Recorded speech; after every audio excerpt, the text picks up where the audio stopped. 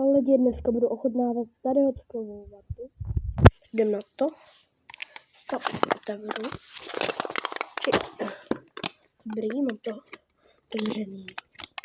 Tam je tetovačka. To je hezká celkem.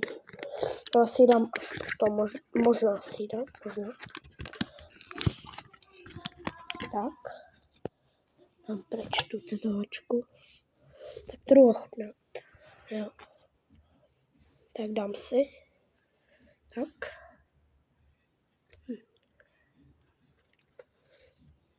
Taková, to přijde, že taková sladká celkem. Jakože